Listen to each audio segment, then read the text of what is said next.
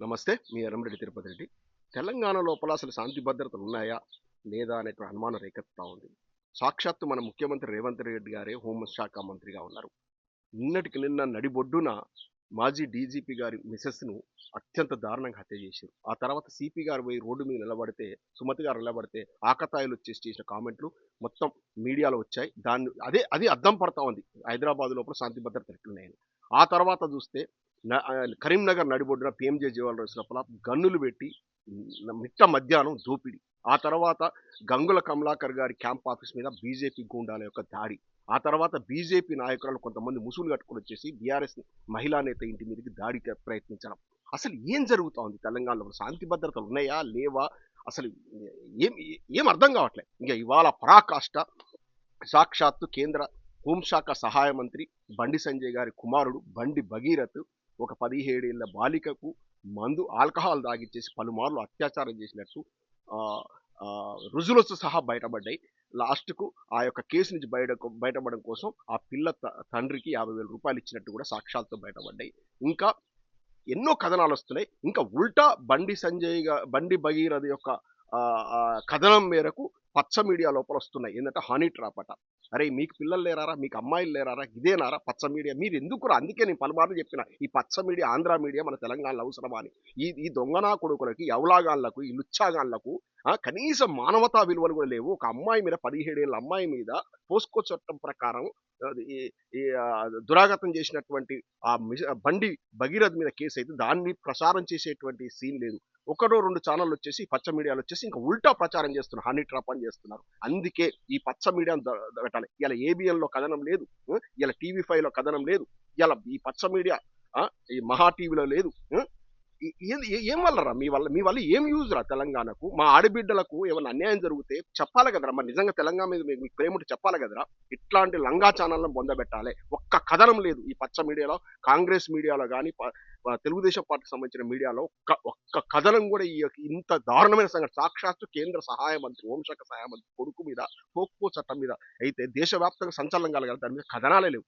ఇవాళ సోషల్ మీడియానే దిక్కైంది, ఇవాళ బీఆర్ఎస్ పార్టీనే దిక్కైంది. బీఆర్ఎస్ పార్టీ వాళ్ళే దీని మీద గలమెత్తుతున్నారు. మా తెలంగాణ జాతి మీద, మా తెలంగాణలో జరుగుతున్న దారుణాల మీద. తెలంగాణ అంటే ప్రత్యేక ఇంట్రెస్ట్ ఉంది కాబట్టి తెలంగాణ నాయకులే స్పందిస్తున్నారు, బీఆర్ఎస్ పార్టీ నాయకులు స్పందిస్తున్నారు. ఎక్కడ పోయినావా మా కవితమ్మ? ఇవాళ నీదేది? నీ వాగ్దాటి కలపడాలి కదా. ఎక్కడ పోయి ఈ కాంగ్రెస్ వాళ్ళకు మరి బీజేపీ అంటే పడదు కదా, బద్ద శత్రువులని చెప్పుకుంటారు కదా. ఎక్కడ పోయి ఈ కాంగ్రెస్ మహిళా నాయకురాళ్ళు, ఈ హీరోయిన్లు లేకపోతే వీళ్ళని యాంకర్లను టార్గెట్ చేసి చిట్టి పొట్టి బట్టలు వేసుకుంటారని టార్గెట్ చేసి మాట్లాడేటువంటి పెద్ద ఏదో బొంగురు గొంతు వేసుకొని ఉర్రేటువంటి ఆ సంధ్యారెడ్డి అంటే ఆమె ఎక్కడ బా? ఈ కల్వ సుజాత ఎక్కడ బా? ఏది తోటి ఇచ్చే ఒక అమ్మాయిల పట్ల లేడీస్ స్పందించాలి కదా. చిన్న 17 ఏళ్ళ అమ్మాయి మీద మందు దాగిచ్చేసి, ఆల్కహాల్ దాగిచ్చేసి పలుమార్లు అత్యాచారం చేశాడట ఆ దుర్మార్గుడు. మరి దాని మీద స్పందించాలి కదా. ఇక పొద్దున్న లేస్తే దేశం కోసం, ధర్మం కోసం జై శ్రీరామ్, జై శ్రీరామ్ అంటే పెద్ద పెద్ద బొట్లు పెట్టుకుని నా కొడుకులు ఈ బత్తాయిగాలు స్నానాలు కూడా చేస్తారో లేదు కానీ బొట్లు అయితే పెట్టుకొని వచ్చి జై శ్రీరామ్ అని నిలదీస్తారు. ఎడమైందిరా మీ ధర్మం? ఎక్కడ పోయింది? మీరారా శ్రీరాముని వారసులు, శ్రీరామచంద్రుడి భగవంతుడి వారసులు మీరారా? ఇవాళ స్పందనేదిరా బత్తాయిగాళ్ళరా? స్పందనేదిరా? సాక్షాత్ ఇవాళ మీరు కాదురా పోరాటం చేయాల్సింది. ఇలాంటి దుర్మార్గుడు మా పార్టీలో ఉండకూడదు, ఇతని కొడుకు ఇట్లా చేసిండు, పోక్పో చట్టంలో ఒక అమ్మాయిని దారుణంగా ఇట్లా అత్యాచారం చేసి ఇటువంటి పార్టీ సస్పెండ్ చేయాలి. మీరు కదరా అయ్యాలా? మీ బీజేపీ నాయకురాలు కదా. మాధవిలేత ఎక్కడ పోయినావు? బాణం పట్టుకొని ఇట్లా అనుకుంటా ఓల్డ్ సిటీలో తిరుగుతావు కదా. ఇలా ఎక్కడ పోయినావు? మరి నీ స్పందనేది? ఇవాళ మీరు కదా పోరాటం చేయాల్సింది. బత్తాయిగాళ్ళు దేశం ధర్మం అంటారు కదా. మరి ఇలా మాట్లాడాలి కదా. ఇక్కడ పోయిందిరా మీది? సాక్షాత్తు ముఖ్యమంత్రి గారు పోలీసులకు చెప్తూ ఏం చెప్పాడంటే, ఎంత పెద్ద ప్రముఖుడిని మీరు పట్టుకుంటే అంత పెద్ద ఎలివేట్ అవుతాం, పోలీసు వ్యవస్థకు అంత ప్రజలకు మంచి మీ నిజాయితీ పట్ల విశ్వాసం పెరుగుతుంది, మీకు పలుకుబడి పెరుగుతుంది చెప్పాడు. ఈ వీడియో చూడండి. ఇప్పుడు మీకోసం వీడియో ప్లే చేస్తున్నాం, చూడండి. అవసరమైతే కఠినంగా వ్యవహరిద్దాం. ఎంత వారున్నా కూడా వాళ్ళని ఎంత సెలబ్రిటీ అంత ప్రజలలో నించోబెట్టి శిక్షిస్తే ప్రజలకు ఒక సమాచారం, ఒక సందేశం ఇచ్చిన వాళ్ళం అవుతాం. సామాన్యులను 1000 మందిని మనము కేసులు కట్టి జైలుకు పంపించిన చర్చ రాదు. ఇట్లాంటి నేరాలకు పాల్పడుతున్న 2 ప్రముఖులను తీసుకెళ్లి జైలు వేస్తే ప్రజలందరికీ ఓహో ప్రభుత్వం కఠినంగా ఉన్నది, ఎవరిని వదలదు అనే ఒక సందేశాన్ని ఇచ్చిన వాళ్ళం అవుతాం. సరే, ఈ వీడియోలో చూసారు కదా ముఖ్యమంత్రి గారు చెప్పినట్టు ఇవాళ బండి సంజయ్ కొడుకుని తీసుకుపోయి లోపల వేయాలి కదా, తొక్కులు పెట్టాలి కదా. ఏది కేసు పెట్టడానికి ఆ అమ్మాయి వాళ్ళ తల్లి పోలీస్ స్టేషన్లో కూర్చొని నేను నరేంద్ర మోడీ గారి మీటింగ్లో ఇవాళ పోయి నేను ఆత్మహత్య చేసుకుంటే భయపడప్పుడు రిజిస్టర్ చేశారు. అప్పటిదాకా ఆపారు. ఎందుకంటే రేవంత్ రెడ్డి గారు బండి సంజయ్ రహస్య స్నేహితుడు, పొద్దున్న లేస్తే కలిసి తిరుగుతారు. మరి రేవంత్ రెడ్డి గారు సీరియస్ తీసుకోవాలి కదా. బీజేపీ కాంగ్రెస్ అంటే ఉప్పు నిప్పే కదా, వాళ్ళిద్దరు పడదు కదా. రాజకీయంగా నేనేం కక్ష తీసుకోనట్లే, సాక్షాత్ ఇక్కడ సాక్ష్యాలతో సహా బయటపడ్డది. ఇంత ఇటువంటి సందర్భం లోపల కాంగ్రెస్ పార్టీ ప్రభుత్వం స్పందించాలి కదా. వాళ్ళ సొంత పార్టీ నాయకులు అంటే ఏదో తాత్సారం చేసినట్టు బీజేపీ నాయకుడి మీద కొడుకు మీద వస్తే ఎందుకు స్పందించట్లేదు? ఇది రహస్య కదా.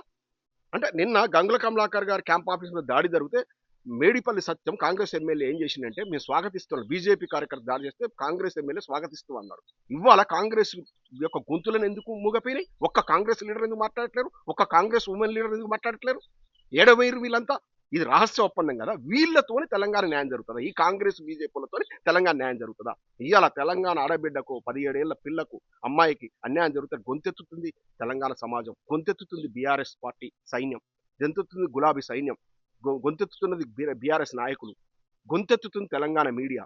పచ్చ మీడియాతో ఏమైనా ఉపయోగం ఉందో ఇప్పుడైనా మనం విశ్లేషించుకోవాలి. పచ్చ మీడియా వల్ల మనకి ఎలాంటి ఉపయోగం లేదు. ఈ దుర్మార్గుల వల్ల తెలంగాణను నాశనం చేయడం కోసం, తెలంగాణ కల్చర్ నాశనం చేయడం కోసం, తెలంగాణ సంస్కృతి మీద ఒక చెడు వాతావరణం క్రియేట్ చేయడం కోసం మన మీద బలవంతంగా రుద్దుతున్న పచ్చ మీడియాలో ఇలా కథనాలే లేవు. బండి సంజయ్ మీద మరి విమర్శిస్తూ రావాలి కదా. బండి సంజయ్ కొడుకు దురాఘాతాలు బయటపెట్టాలి కదా. ఒక్క కథనం ఉందా ఏబిఎన్లో? ఒక్క కథనం ఉందా టీవీ5లో? ఒక్క కథనం ఉందా మహా టీవీలో, మహా న్యూస్లో? అంటే చూడండి, పచ్చ మీడియా వల్ల మనకి ఏం యూజ్. ఇది ఏమమ్మా ముసుగులు కట్టుకొని పోయి మా బండి సంజయ్ అన్న మాట్లాడతావా అని మా బీఆర్ఎస్ మహిళా నేత ఏంటి వేర్రే బీజేపీ నాయకురాలు కరీంనగర్లో మీ బండి సంజయ్ అన్న కొడుకు అంటే మీ మేనల్లుడు, మీకు వరుసగా మేనల్లుడు అయితే కదా, మీ మేనల్లుడు 17 ఏళ్ల బాలికను మందు దాపిచ్చి దురాఘాతం చేశాడు, అత్యాచారం చేశాడు. అంటే మీకు వరుసగా ఏమవుతుంది? ఆమె కూతురు వరుస అవుతుంది. కూతురు వరుస అయిన అమ్మాయి మీద మీ మేనల్లుడు మీ బండి సంజయ్ అన్న కొడుకు ఇవాళ దురాఘాతం చేసిండు. మరి ఎడవైరమ్మా ముసుగురానులు? ముసుగులు కట్టుకొని పోయారు కదా. మహిళా నేత తోటి మహిళా నేత ఇంటి మీద దాడి పోయారు కదా. సిగ్గుందా? కరీంనగర్ పార్లమెంట్ నియోజకవర్గ పరిధిలో ఉన్నటువంటి మహిళా మనులందరికీ నేను విజ్ఞప్తి చేస్తున్నా, ఇది మీ నాయకుడు బండి సంజయ్ యొక్క కుటుంబం చేస్తున్న దౌర్జన్యాలు. ఈ బండి సంజయ్ పెంపకం ఎట్టుంది? బండి సంజయ్ కొడుకు ఇటువంటి దారుణాలు చేస్తా ఉన్నాడు. ఈ బండి సంజయ్ కొడుకు ఇంతకుముందు కూడా మహేంద్ర యూనివర్సిటీ లోపల తోటి విద్యార్థులను కడాపడా కొడుతుంటే వీడియోలు బయటకు వచ్చినాయి.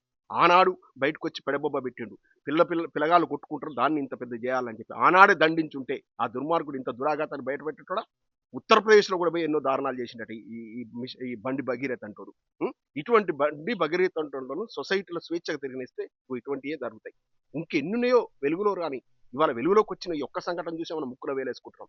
మహిళా మనులందరూ కరీంనగర్ పార్లమెంట్ పరిధిలో ఉన్నటువంటి ఆడబిడ్డలు ఉన్నటువంటి తల్లిదండ్రులు అంతా కూడా ఇవాళ తీవ్రంగా ఆలోచించాలి.